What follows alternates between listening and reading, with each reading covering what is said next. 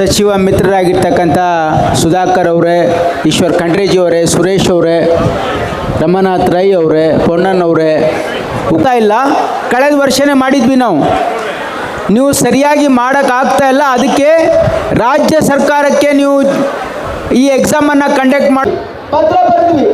ನೀವಾದರೂ ಸರಿಯಾಗಿ ಮಾಡಿಲ್ಲ ಅಂದರೆ ನಮಗಾದ್ರೂ ಮಾಡೋಕ್ಕೆ ಬಿಡಿ, ಅದನ್ನು ಮಾಡೋಕ್ಕೆ ರೆಡಿ ಇಲ್ಲ ಅವರು ಸರಿಯಾಗಿ ಮಾಡೋಕ್ಕೆ ಸಹಿಸಿದ್ರಿಲ್ಲ, ನಮಗೂ ಮಾಡೋಕ್ಕೆ ಬಿಡ್ತಾ ಇಲ್ಲ. ವೈದ್ಯಕೀಯ ಶಿಕ್ಷಣ ಸಚಿವರು, ಆರೋಗ್ಯ ಸಚಿವರು ಇದ್ರ ಬಗ್ಗೆ ಚರ್ಚೆ ಮಾಡಿ ಕೇಂದ್ರ ಸರ್ಕಾರದ ಮೇಲೆ ಒತ್ತಡ ತಂದು ಇದಕ್ಕೆ ಒಂದು ಶಾಶ್ವತವಾಗಿರ್ತಕ್ಕಂಥ ಪರಿಹಾರ ಮಾಡಿ.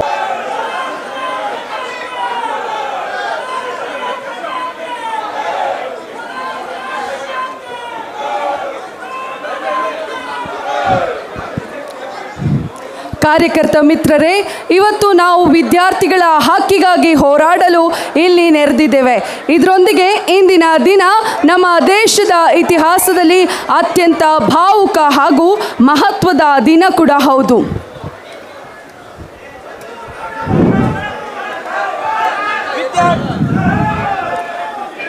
ಸರ್ಕಾರಕ್ಕೆ ಹೇಳಿದಿಕ್ಕಾರ, ಕೇಂದ್ರ ಸರ್ಕಾರಕ್ಕೆ ಹೇಳಿದಿಕ್ಕಾರ.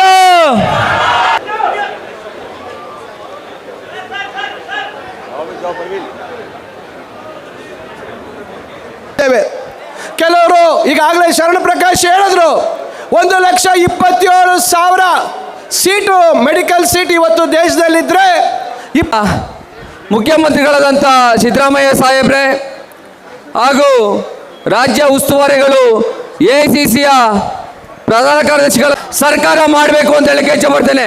ಕಾರಣ ನಮ್ಮ ಭವಿಷ್ಯದ ಯುವಕರನ್ನ ಕೊಲ್ಲುವಂಥ ಕೆಲಸವನ್ನು ಮಾಡಿದಂಥ ಆ ಕಿಡಿಗೇಡಿಗಳನ್ನ ಅವ್ರನ್ನ ಶಿಕ್ಷಿಸಿ ಎಕ್ಸಾಮ್ ಮಾಡಿ ನಮ್ಮಲ್ಲಿ ಮಾತ್ರ ಉತ್ತೀರ್ಣರಾಗಿರೋರನ್ನ ರಿಸಲ್ಟ್ ಅನ್ನು ಕೊಡಿ ಅಂತ ಕೇಂದ್ರ ಸರ್ಕಾರಕ್ಕೆ ಮತ್ತು NTA ನಾನು ಕೇಳಕ್ಕೆ ಇಚ್ಛೆ ಪಡ್ತೇನೆ.